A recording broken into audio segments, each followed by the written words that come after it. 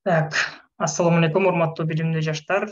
Негизи флаттарда окуп аткан креативдүү экономиканын бир шагына кирүүгө аракет кылып аткан бардык билимге умтулган жаштарыбыз, кыргызстандык мекендештер жана өзөңдүштөр.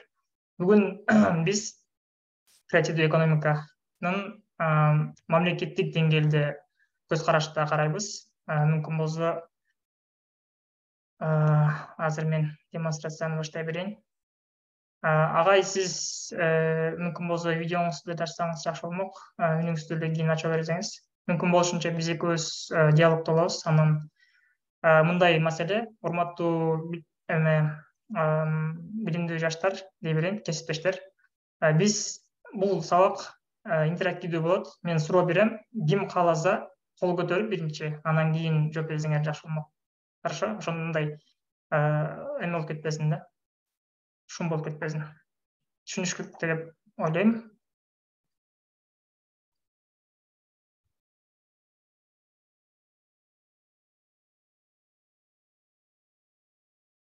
Так. Көрүнүп атабы менин экраным?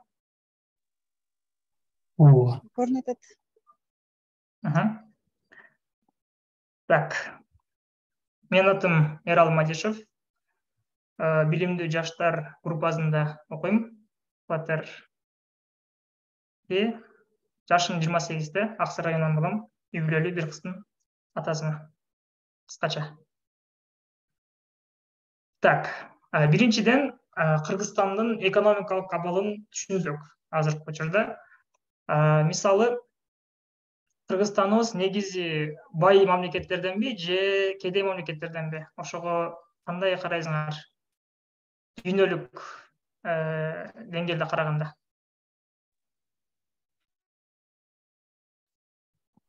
Давайте, интерактив. Ким жооп берет? Орзунбет мырза. Салам алейкум, урматтуу катышуучулар, урматтуу кесиптештер. Мен Кубанычбек Орзунбет.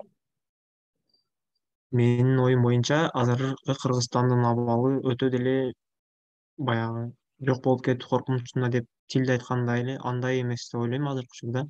Кыргызстан эми өнүгүп келатат, таанылып келатат. Биздин спортчуларыбыз чемпиондор чыгып, футболдон болсун, күрөштөн, UFC'ден, ар кайсы спорттун түрүнөн айтишниктерибиз дагы күчтүү чыгып атат. Бизден даже Америкада Манастын эмелерин чыгаргандарына көрүп атабыз. Манастын эмесинчи. Манасты оюнга киргизип чыгып атат. Ушундай. Мүмкүн болушунча кыска нуска, хорошо? А то убагыбыз эметип кетет. Хорошо. Все, рахмат.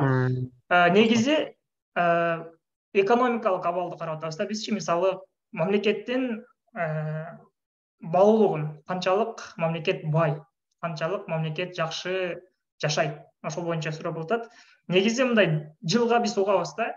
Мисалы, Кыргызстан негизи саясат боюнча өнүгүп кеттик го. Саясатты карасаңар, жылга экономикалык жактан отчеттор берилет да. Жогорку кеңешке келип, ар бир министр өзүнүн отчетун берип кетет. Ошол жакта жылга мындай сөздөр болот.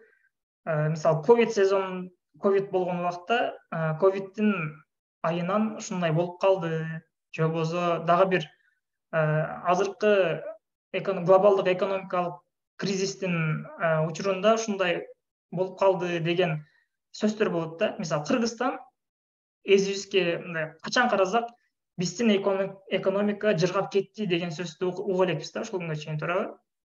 Жылга эле экономикалык кризистин убагында деген сөз болуп келет.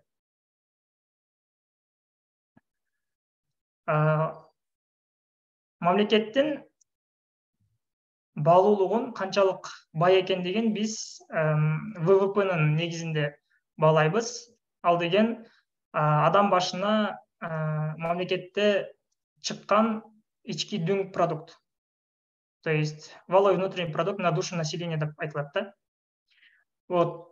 Бул деген, мындай кыскача түшүндүрүп кетсем, бир мамлекеттин ичинде чыккан бардык товарлардын, бардык өндүрүштүн ошол мамлекетте жашаган ар бир адамдын башына чачканда канчадан тиет. Ошого жараша мамлекеттин канчалык бай экенин, канчалык экономикалыгы туруктуу экенин билсе болот. Мисалы ошол көрсөткүч боюнча эң биринчи орунда Люксембург турат экен. Ал жерде киши башына ВВП, то есть ички дүң продукция 134.734 доллар турат экен. То есть 135.000 доллар экен почти. Аркасында Сингапур, биздин Азиядан, Ирландия, Катар бул ылдыйга кетишет экен. Мисалы США, Америка өзү 9-чу орунда экен. Эми ушул көрсөткүч боюнча Кыргызстан канчанчы орунда турат, ошону көрөлү.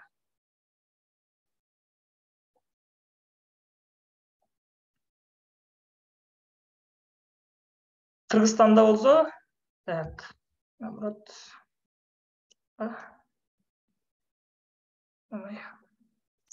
Кечиресиздер.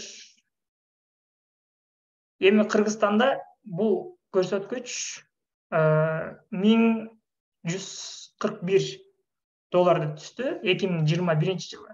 2020 жылы 950 долларда түскөн экен киши башыначы. Эми биз Люксембург менен теңдеше албайбыз. Албетте ал жака барыш кыйын. Жөн эле өзүбүздүн коңшубуз Казакстанды карайлы. Казакстанда 2020 жылы киши башына өндүрүлгөн продукттун баасы 9126 доллар болгон экен. 2021 жылы 10373 доллар.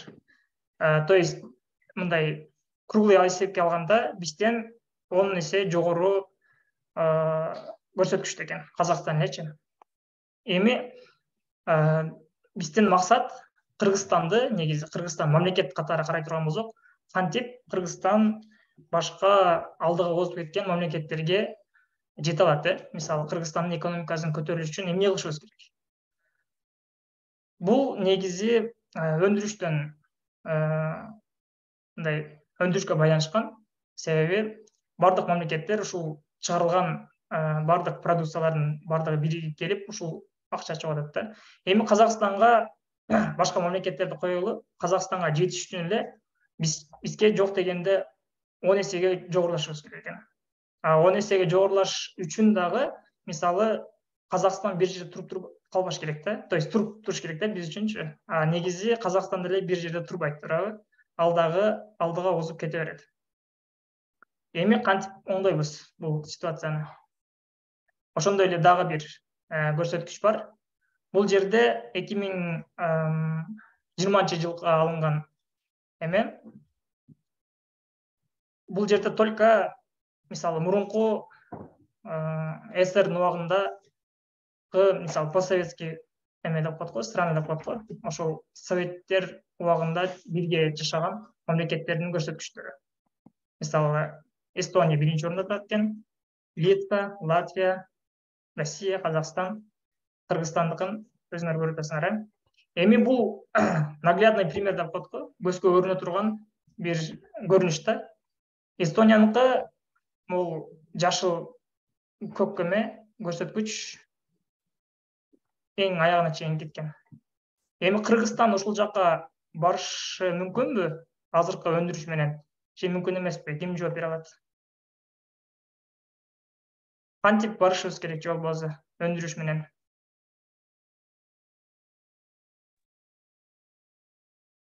Тук-тук. Экен айым. Саламатсыздарбы, саламатсызбы Эрал мырза? Саламатчылык. Мен оюмча биз дүйнөлүк деңгээлге чыгышка аракет кылышыбыз керек да, өзүбүздөн чыккан продуктылар менен. Картошка, сабиз, пияз, например, бал, оштукча асал деп коет да. Ушул таза балдын 1 килограммы Дубайда 30 миңден ашык экен да. Бизде болсо 300 сомго тапса болот да, эми кара балдадан.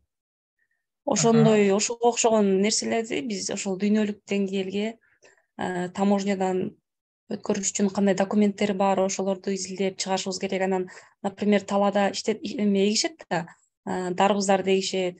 Ошолорду деле мындай эми ортодогу посредниктер алып келип, мындай өткөрүп, ушундай эме кылышат да. Мындай эми алар да өздөрүнүн ишин кылышат, например, койгон келесидар бар.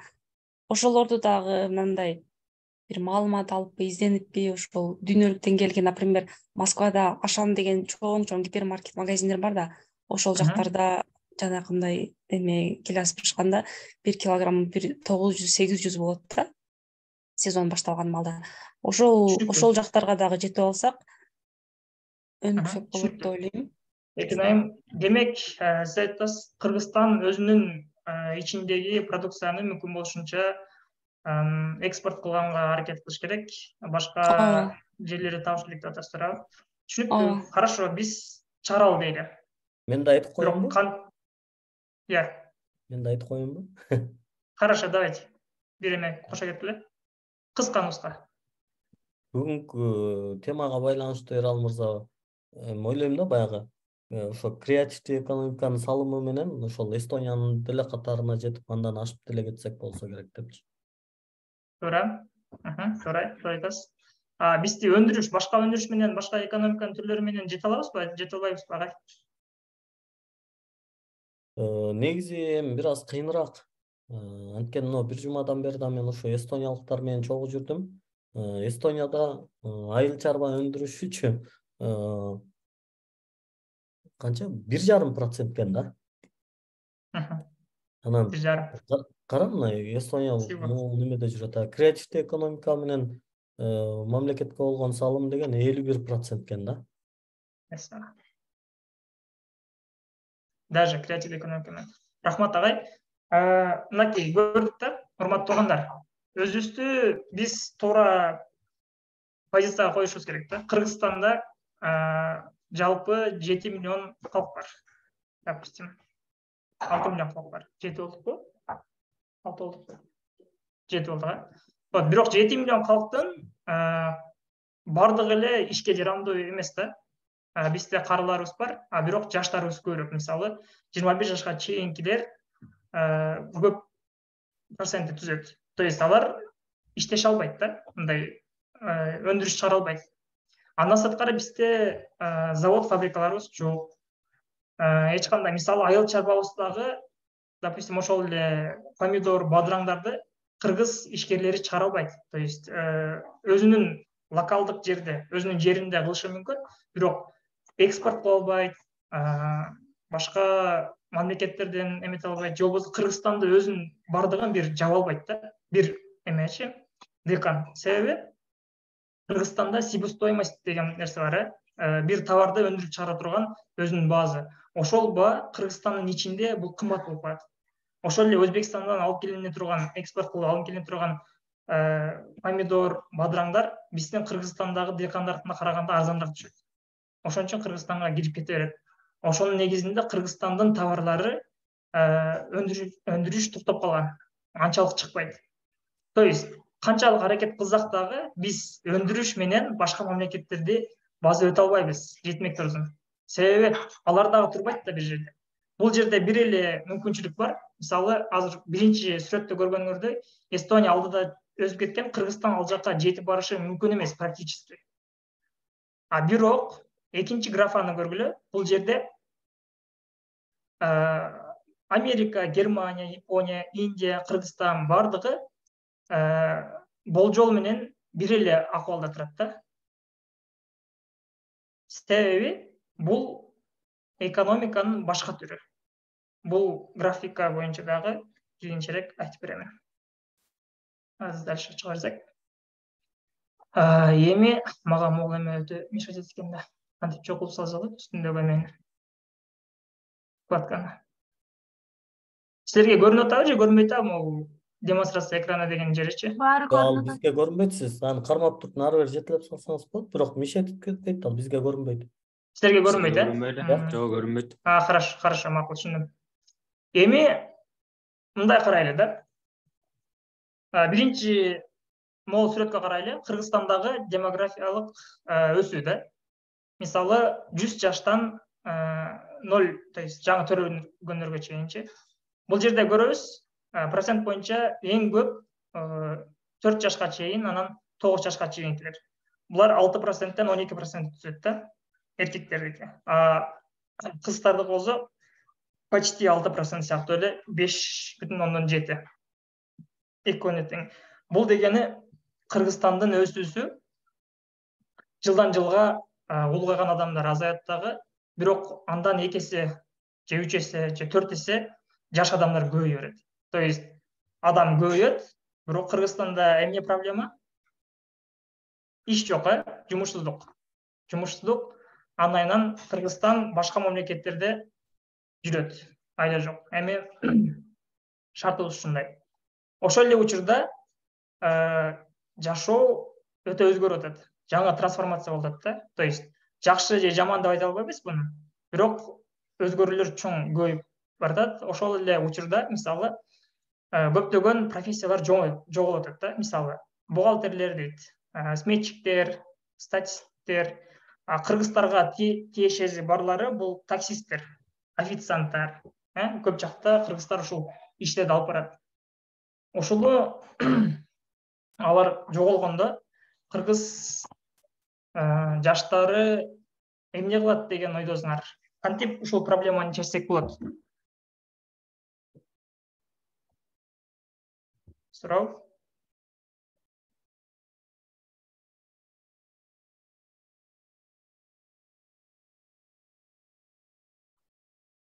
Кайра эле экономикага барып такалат го. Ушунун баарын кааласа окуп билим алып. Мисалы мен бир таксистмин да. Турган жерде эле мен жумушум токтоп калды. Мисалы Россиядагы көп эле кыргыз туугандарыбыз таксист болуп иштешет, бирок ошол эле учурда мисалы азыр Тесланын кээ бирки машиналары беспилотник болуп чыгып атат да. То есть эмесиз, өзүнүн шофёру жок, шопуру жок эле, өзү жүрө турган машиналар чыгып атат. Бул бир күн баары бир бизге келет. Мисалы ChatGPT келип атпайбы бизге? Нейросеть. Ошол сыяктуу ал да бир күн бизге келиши мүмкүн. Бул биз үчүн коркунуч да. Анын алдын алышыбыз керек. Демек, ошого дагы бизге креативдүү экономика жардам берет деп атабыз, туурабы?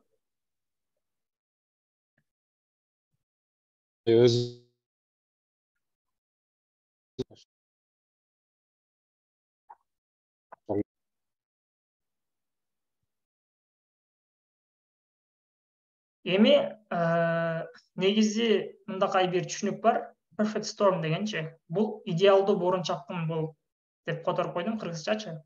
Бул эмне дегени? Жумушсуздук, адамдар, жаштар көп.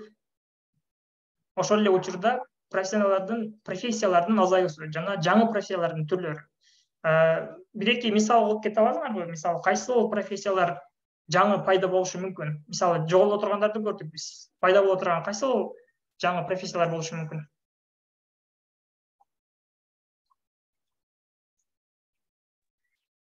азыр эми IT өнүгүп атпайбы? IT тармагында профессиялар көбөйүшү мүмкүн. Анандай электрика тарабы. Мисалы, менин оюмча жакын араларда ChatGPTшник деген кесип пайда болушу мүмкүн. ал анын функциясы кандай болот деп ойлойсуз? Эми ошол ChatGPT аркылуу жумуштарды бүтүрүп бергич бир адис да. Мисалы, азыр көрүп атабыз, аны бардыгы эле колдоно албайт экен да. Мен уже эле байкап баштадым. ChatGPT'ни колдонууну үйрөткөн курстар чыгып баштады да. Туура. Анан демек алдыда ошондой бир компанияларга именно ошо ChatGPT менен иштей турган бир адистер керек болуп калышы мүмкүн да. Туура. Же болбосо ошо алардын функциясы менин оюмча да мындай болот. ChatGPT'де суроо бергенди туура билиш керек экен да. Туура суроо берсең, ошого жараша туура жооп аласың. Мисалы, кээ бирде Кыргызстандын борбору кайсыл десе нарын деп чыгып атпайбы? Анын үстүнө туура түшүнүш керек. Мисалы, ChatGPT'де 2020 жылга чейин мен билишим боюнча, жаңылбасам, 2020 жылга чейинки эле маалыматтар бар. То есть 21ге чейин, хорошо. 21ге чейин бар. То есть ал жакта мисалы 2022 жылы Лига чемпионов ким утты десе, балким туура эмес жооп берип коюшу мүмкүн. Анан чат GPT'де мындай маселе бар экен. Ал жок, мен билбейм дегендин ордуна туура эмес болсо дагы бир маалыматты туура сыяктуу берип коюшу мүмкүн экен. Ошон үчүн балким ошол туура суроо бергенде, туура маалымат алганды биле турган, үйрөтө турган курстар ачылат. Ошондой профессиялар ачылышы мүмкүн. Мисалы, ковид учурунда көп нерсе токтоп калды. Мисалы, кафе, ресторандар иштебей калды, Кыргызстанда тойканалар иштебей калды, көп жумуштар токтоп калды. Бирок ошол эле учурда кайсыл IT жактан айталы, кайсыл приложение, кайсы тиркеме популярдуу болуп кетти? Кимиңер айтып бере аласыңар? Glovo'ну айта алам мен, анткени ал жакта бүт баары курьерлер иштеди. Бардык үйгө туруп ас беришти. Анан ушул ишине эмелер, мисалы, бир кризис болгондо, ошол кризистен туура пайдаланып кеткен дагы бир жакшы бир өзгөчөлүк да. Ошону, мисалы, мен кескен айта алам, бул Zoom жакшы кармап кетти. Азыр биз дагы ошол платформанын ичинде иштеп атабыз. Учурунда, пандемия учурунда өтө популярдуу болуп, көптөгөн курслар иштеп, ушул тиркеменин ээси моменттен колдонуп калды да. То есть биз дагы ошого даяр болушубуз керек экен. Түшүнүктүү. Мат, кийинки слайдка өтөбүз. Эми мындай суроо. Кыргызстандын азыркы абалын көрдүк. Демек, Кыргызстан өзүнүн товарларын өндүрүү менен башка мамлекеттерди жеңе албайт. Даже Казакстанга дагы жетиш кыйын, себеби Казакстандагы ордунда турбайт да. Анын үстүнө, мисалы, Кыргызстанда ар бир адам бир товар чыгара турган болсо, ошол эле товарды Казакстанда ар бир адам чыгара турган болсо, Казакстан баары бизден алды болот, туурабы? Эми ошол бардык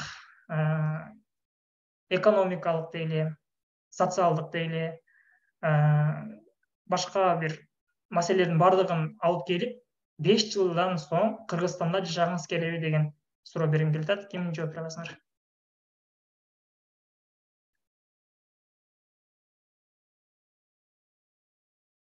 Жашагыбыз келет. Эмне дегенде, бул жерде Кыргызстанда мындай немелер көп да. Көп нерселер мындай айтканда, бизнес көп, мындай бизнестер болгон жок, мындай бизнестер жок да. Бул жерде мүмкүнчүлүк аябай чоң да. Мүмкүнчүлүктөр бар. Изденген, анан аракет кылган адам болот да. Мен жакшы түшүнө албагам, бирок бул жерде азыр көп эле нерселер мындай мүмкүнчүлүктөр көп бул жерде Кыргызстандачы. Башка мамлекеттерге караганда. Дагы?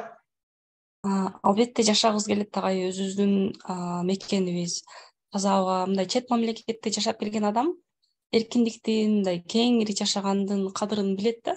Суунун кадырын, светтин кадырын билет. Азыр суу эми мындайча айтканда почти что бекер эле да, Москвада окшоп. Кранты ачып койсоң, анан счетчик менен айланып кетпейт. Суунун акчасы бир айда эле 1,5 миңден өтүп кетет. Анан, например, мындай карап көргөндө, мисалы, Wildberries ошол жактан даже керек болсо Москвадан, Россиядан, башка мамлекеттерден кыргыздар азыр эми билип калгандар. Ошол жактан адамдарды чакырып, орустарды дордойду айлантып, ушундай кылсаңар болот деп. Ошол жактан адамдар Кыргызстанга келип, Кыргызстанда бизнес кылышат да. Товарын киргизип ФБОго. Жакында уже Озондон ачылып атат. Уже Москвада полный жанакындай бренд магазиндер жабылып калган үчүн азыр Кыргызстандын ушундай именно шеясы өнүгүп атат да.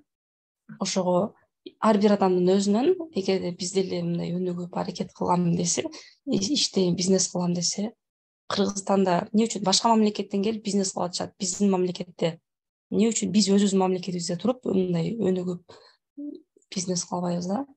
Кылбайбыз, аракет кылыш керек. Рахмат. Жакшы, позитивдүү ойлор экен. Хорошо, анда мындай кылабыз. Эми экономиканын түрлөрүн айтып берели. Мен жана айтпадымбы? 2 жаман фактор келип, бул perfect storm болуп калат.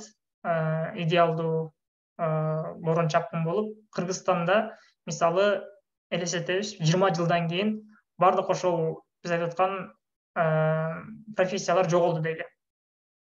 Ошол учурда эмне кылабыз? Же болбосо бизде жок дегенде ошол 10 жыл, 20 жыл убактыбыз бар. Ошол жылдын ичинде эмне кылып калышыбыз керек? Азыр атын унутуп калдым. Бир айымдын экономиканын түрлөрү бар. Мисалы, первичный, вторичный, третичный деген. Так, жок. Вот. Негизи адам заты жаңы төрөлгөндө алар жөн эле жерден эмне өзүп чыккан болсо, ошону жеп, жолдон, талаадан эмнени көрүп калган болсо, ошону өлтүрүп, анын этин жеп келген мурунтан беричи. Бул биринчи экономиканын түрү деп аталган. Андан кийин экинчи, вторичный деп коет. Экинчи экономиканын түрү бул бир нерсени өндүрүп чыгаруу, же болбосо бар нерсени мындай переработка деп коет го, кайра иштеп чыгуу. Ошол экономиканын түрү болгон. Биринчи экономиканын түрүнө караганда, экинчи экономиканын ээлери, мисалы, ишкерлери 50 эсе көп пайда тапкан. Мисалы, могул жерде көрсөңөр болот. Экинчиси 50 эсе, мисалы, 100 эсе, 50 эсе. Андан кийин адамдар үчүнчү экономиканын түрүн табышкан. Бул кызмат көрсөтүү. Экинчиде, мисалы, товар өндүрүп чыгуу болсо, үчүнчүдө бул кызмат көрсөтүү. Кызмат көрсөтүү дагы экинчи экономиканын түрүнө караганда 50 эсе көп пайда алып келген. Мисалы, көптөгөн завод, фабриканын ээлери болсо, алар баары бир өзүнүн ден соолугун каратканга, өзүнүн убактысын бир башка мындай турда, башка жерде көрүп, же болбосо бир отельде эс алып өткүзгүзү керек экен. Ошол сыяктуу эменин кызматтын түрлөрү. Мисалы, Турцияда туризмде бул бажасыз эме деп коет да. То есть үстүнөн түтүн чыкпаган завод деп коюшат. То есть эч кандай зыян алып келбейт. Мисалы, бир завод болсо, анын үстүнөн түтүн чыгып, баары бир зыяны болушу мүмкүн деген эмеде, ойдо туризмдин кызмат көрсөтүү секторунун плюс жактарын айтат да. Бул жерде дагы ошондой 50 эсе мындай товар чыгарганга караганда күчтүү экен. Бул биринчи, экинчи, үчүнчү болду. Эми төртүнчү экономиканын түрү бар. Бул башка экономиканын түрлөрүнө караганда 500 эсе көбүрөөк пайда алып келет экен да. Вот ошол креативдүү экономика. Ошол боюнча сүйлөшөбүз азыр.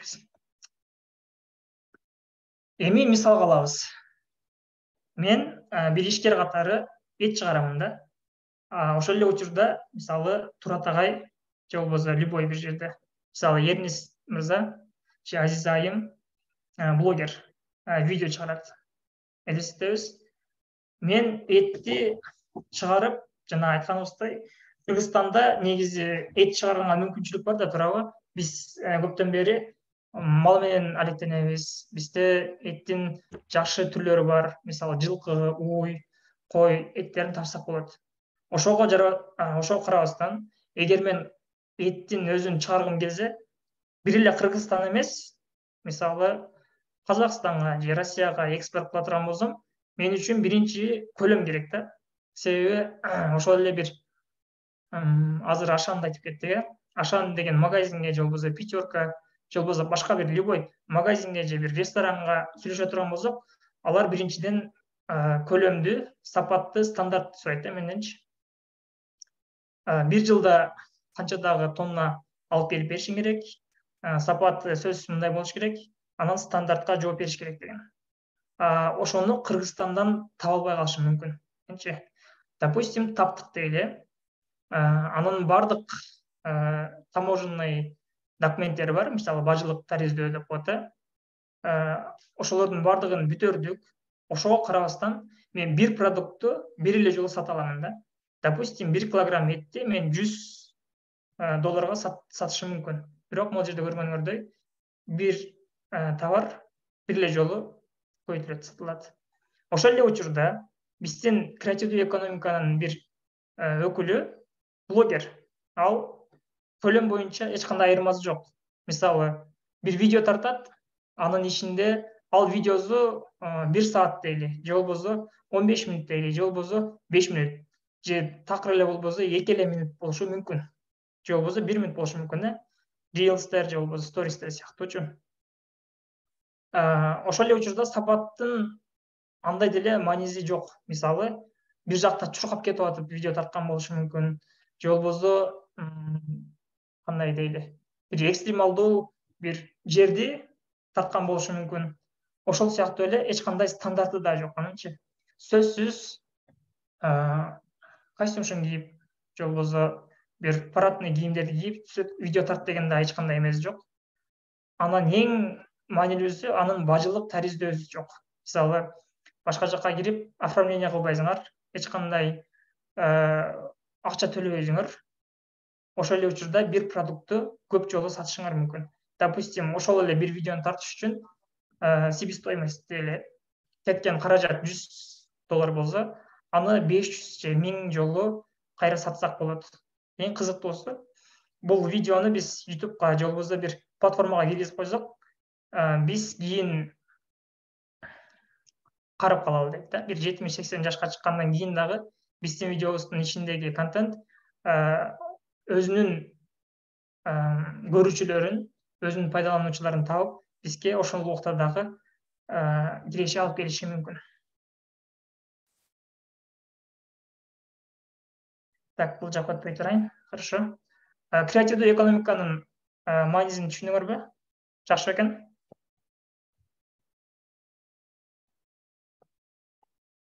Ооба, бир эле мисалда абдан жакшы түшүнүктүү болду. Эми муну ушу ар бир тармакта колдонсо болот деп ойлойм да. Айрыкча мисалы ошо биздин тармакта деле, Flutter'да деле ушундай эле бир мобилдик приложенияны, бир мобилдик тиркемени, колдонмону чыгарып коюп, кандайдыр бир көйгөйдүн чечимин, решениясын чыгарып, өтө чоң бир суммаларга чейин чыгууга толук мүмкүнчүлүк бар деп ойлойм. Сонун.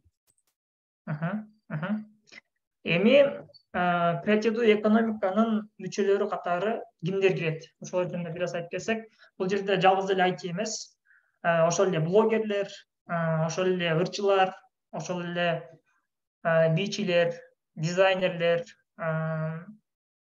дагы көптөгөн, мисалы, креативдүү ой жүгүртүүдөн, креативдүү бир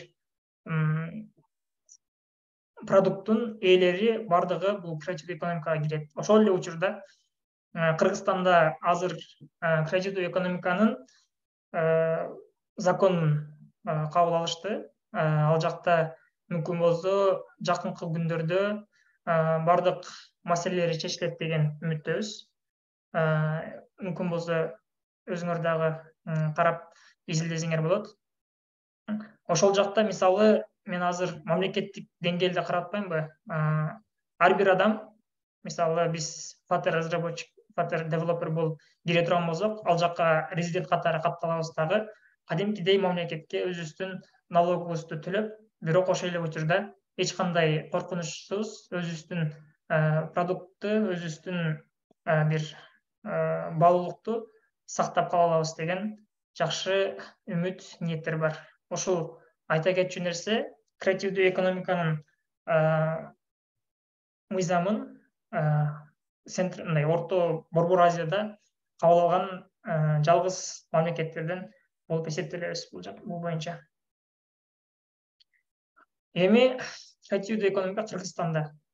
Мисалы, алдыңарда бир FitJab деген тиркеме.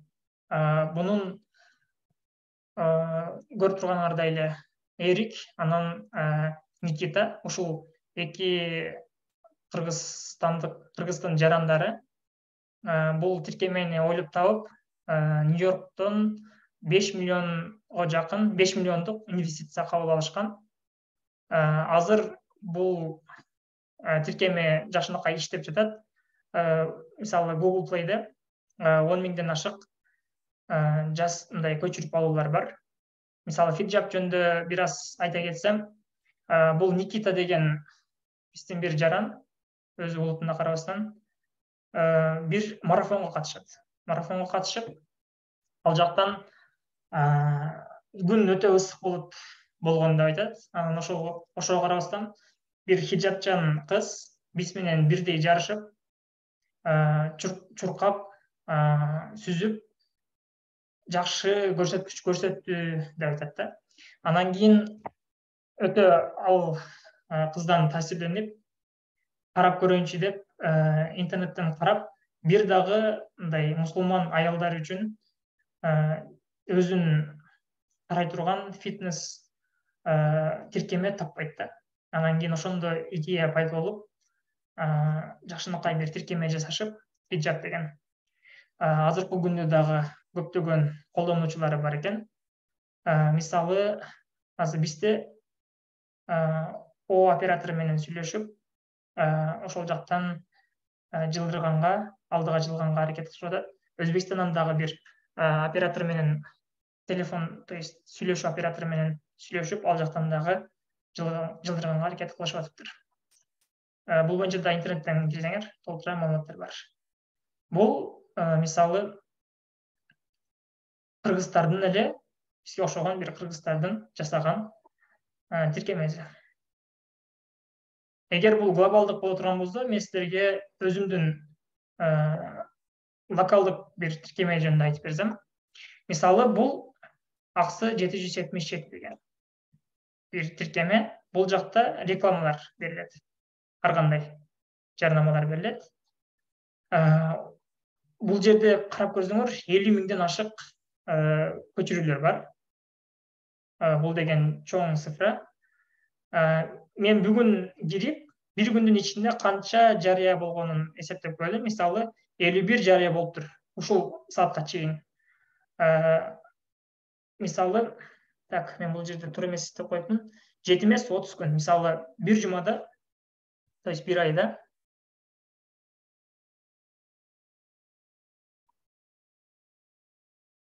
эми туура болду. Бир айда 1530 жарнама келет экен. Ар бир жарнамадан 70 сом алышат. Ошондо айына эле бир тиркеме 107.100 сом накталай акча алып келип атат да. Болбосо, чын айтканда, бул тиркеме мындай өтө удобный деп айта албайм да. Мындай колдонгонгочу эптеп эле жарнама киргизип коюу боюнча бир тиркеме, ошого карабастан ушунча киреше алып келатат. Бул жерде жанагы эт менен салыштыра турган болсок, бир эле тиркеме жасап коюшту, элге жакшынакай кылып жайылтып коюшту, элдин баардыгы колдонуп атат. И бир эле тиркеме күн сайын ушундай, то есть ай сайын ушунча киреше алып келип атат. Кыргызстандын башка мамлекеттерден озуп кетүүсүн болгону ушул креативдүү экономика гана бизге алып келип берет. Азыр бул жакка кайтам. Мисалы, вот Америкадагы, Германиядагы, Япониядагы, мисалы Индияны мен көрүп койгом, себеби индустар көп, айтишниктер индустар билебиз, туурабы? YouTube'га деле бир проблеманы издеп жазсаңар, Трапаля деген индустардын видеосун көрөсүңөр. Ушул сыяктуу эле, мисалы, бул өндүрүш боюнча биз башка мамлекеттерди ашып кете албайбыз да, озупчу. Бирок креативдүү экономика аркылуу кыргыздар чын эле башка мамлекеттерден алдыга озуп кетүүсү мүмкүн. Себеби бизде эмне бар? Бизде идеалдуу шторму бар да. Жумушсуз адамдар, жаштар көп, жылдан жылга көбөйөт. Алар бардыгы жаш болот, 21 жаштан ылдый болот. И алар жаңы тиркемелерди, жаңы профессияларды өздөштүргөнгө чаңкак болот. Чем чоңдорго карагандачы. Демек, биз креативдүү экономиканы өзүбүз үйрөнүп биринчиден, экинчиден башка жаштарыбызга мүмкүн болушунча кааласа, мындай кыйнап болсо дагы окутушубуз керек. Ошол Кыргызстандын жалгыз үмүтү, шансы. Так. Бул жерге кыял дегем. ар бир Flutter же болбосо ар бир девелоперде болгусу келген адамда бир кыял болуш керек, жок дегенде бир эме түзсөм, тиркеме түзсөм, кандайдыр бир көйгөйдү чечсем деген ошол кыялга түздөн түз аракеттер менен барыш керек. Мисалы, максатка кантип жетүү керек деген бир суроо. Кимиңер жооп бере аласыңар ушул суроого? Бир максатты койдук, ошол максатка кантип жетүүгө болот? Аны эмки жумада өзүнчө бир IT жолугушу кылалы. Хорошо, хорошо. Жок, толугу менен тамаша албетте. Эме каалоочулар жооп берсе болот. Себеп дегенде максатка жетүү боюнча да абдан көптөгөн ой пикирлер бар. Эми мындай айткым келген нерсе, кантип максатка жетүү керек деген темада дагы керек болсо өзүнчө бир мындай даярданып айтып берсек да болот да. Бирок албетте бул жерде жазсаңыздар, айтсаңыздар жакшы болот. Хорошо, агай, мен деле негизи башка бир темага кошоюн дегем. Хорошо, буну өтүп кете берели. Ошол негизи барыңыздарга чоң рахмат, көңүл бурганыңыздарга. Негизи күйүшүбүз керек, могул лампочка сыяктуу бир кыялды алдыбызга коюшубуз керек. Анан кийин мисалы бир мугалимди агайды билем да. Мени жаштыгымда ата энем кыйнап эле Куран курсуна алып барып койгон. Өзүм башында жакшы көрбөчүм, кийин барып маанисин түшүнүп, жакшы көрүп кеттим деген дейт да ошол мугалимчи. Ошол сыяктуу биз дагы өзүбүздү заставлять этип, өзүбүз биринчи окушубуз керек. Андан кийин балдарыбызга, чөйрөбүзгө бардыгына заставлять этип болсо дагы окутушубуз керек. Ошол. Алдыга чандайбыз, окуйбуз, аракет кылабыз. Рахмат. Чоң рахмат. Чоң рахмат. Өчүрбөй туруңуз. Окей. Урматтуу кесиптештер, бардыгыңыздарга бүгүнкү жолугушууга катышып бергениңиздерге чоң рахмат. Анан Эрал мырза, сизге абдан терең ыраазычылык. Кээ бир учурда ошо биздин жеткире албаган эми бул нерселерди какшап эле айтып келатабыз. Сиз болсо бүгүн сонун кылып, иреттештирип, слайд кылып, укмуш кылып алып келипсиз. Мен ар дайым айтып жүргөн бир маселе бар го, баягы мисалы ар дайым ойлонобуз, анан Кыргызстандын тышкы карызы мынча болуп кетиптир, анан аны депутаттар эле алып жеп коюптур, анан министрлер жеп алыптыр, анан министрлер жебесе кутулмакпыз деген сыяктуу ушундай бир нерселер бар да. Эми ушул баягы кыска мындай кыска ойлуулук деп ойлойм да. Эгерде терең ойлонуп отурган болсок, креативдүү экономиканын аркасы менен, салымы менен керек болсо, баягы аябай айтам го, мисалы баягы Илон Масктай эле бир эле адам чыкса бизде жетиштүү депчи. Себеп дегенде мына ал бүтүндөй дүйнөнүн көйгөйлөрүн чече турган решенияларды кылып атат да, керек болсочу, туурабы? Ошондой эле Марк Цукербергдей, же болбосо ошол эле Павел Дуровдой, ошол эле башка дагы мындай өтө чоң бир приложенияларды жасап чыгып аткан адамдардай бизден деле бир адам миллиарддык стартаптарды ачып койсо, бир адамдын түшкөн налогу менен тышкы карыздан кутулуп, бир адамдын түшкөн налогу менен мамлекетти бутка тургузуп койсо болот да. Мисалы мына Фиджапты айтып атабыз, 5 миллион доллар инвестиция тарта алган депчи. Эми мен ойлойм, ушул жерде отурган, ушул жерде арабыздагы кесиптештерибизден бир күн келет ошол миллиарддык бир приложенияларды чыгарышат да. Ошон үчүн мындай эч качан токтоп калуу, аракет кылбай коюу деген нерсе болбошу керек. Ошон үчүн дайыма аракет кылалы, алдыга жылалы, өсөлү. Чындап, Эрал мырза, сизге терең ыраазычылык, сонун нерселерди айтып бердиңиз. Мындай бүгүн ушунчалык бир эмоцияга толуп сүйүнүп болду го депчи, мындай бүгүнкүгө жетиштүү болду го деп келип эми эс алып жатайын деп атсам, бул жерден дагы ушунчалык сонун сөздөрдү угуп аябай толкунданып атам. Баягы адам үмүтсүз болбошу керек да, үмүтсүз бир эле шайтан да. Мындай баягы жетим жетилет, өлбөгөн жан алтын аяктан суу ичет, өлбөгөн жанга жаз келет деген ушундай бир сонун сөздөр бар го. Эми бир учурлар баягы кыш мезгили өттү да, кыйынчылык мезгилдер өттү да. Эми азыр жаз келип атат да. Ушунчалык изденип атабыз, тытынып атабыз, баарыбыз өсөлү өнүгө алдыга жылып атабыз. Ушул жадыраган жайды, күркүрөгөн күздү алып келе турган учур келе атат да. Мына өзүңүз айткандай 500 эсе алдыга жылыш кыла турган бир мүмкүнчүлүктүү бир тармакка жалпы Кыргызстандын кирип атканы бул аябай сонун нерсе да. Чындап эле мындай. Мен ушуну айтам, баягы оштон самса жасап, анан өзгөндөн аш басып алып, анан аны биз дүйнөгө сатып миллионер болуп кете албайбыз да, миллиардер болуп Кыргызстанды дүйнөнүн эң алдыңкы мамлекеттердин катарына кошо албайбыз да. Креативдүү экономика ушул мына баягы туризмди өнүктүрүү, ошол туристтерди кызыктыра турган жакшы бир мүмкүнчүлүктөрдү ачуу, бир мындай үйүңүздү баягы этно кылып, кооздоп бир сонун бир нерсе кылып коесуз, балким баягы үйүңүздөн бир нерсе чыгарып, эт чыгарып, жүн чыгарып,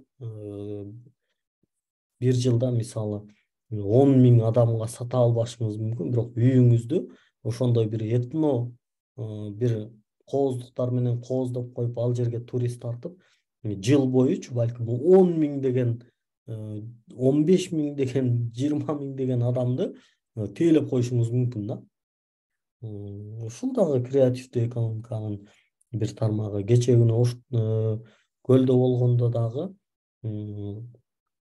аябай сонун бир маалыматтарды угуп келдик. Мына Тескей геопаркы деп Ысык көлдүн Тескей бетин ошол геологиялык парк кылып, туристтердин санын көбөйтүү боюнча дагы бир сонун нерселер иштелип атыптыр.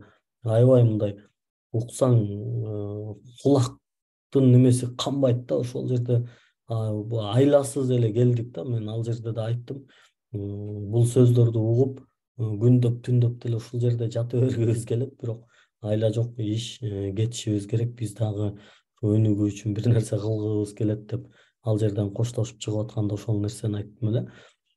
Азыр да мына ушул жерде мындай сөздү бүтүрбөй эле, токтотпой эле, эс албай эле түнү менен креативдүү экономиканы сүйлөшүп отура берсек деле мындай бүтчүдөй эмес да.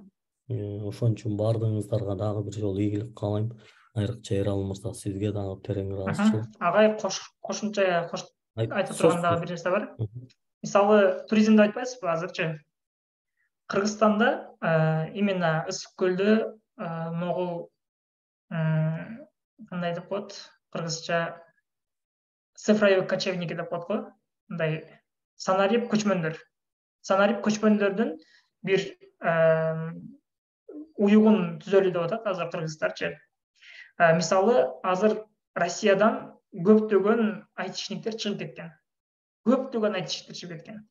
Ошондой эле, мисалы, айтинин эң жакшы жагы бул башка жакка барып дагы интернетиң жакшы болсо, девайсың жакшы болсо, мисалы, колуңдагы компьютер же ноутбук, болду, сен иштей бересиң да.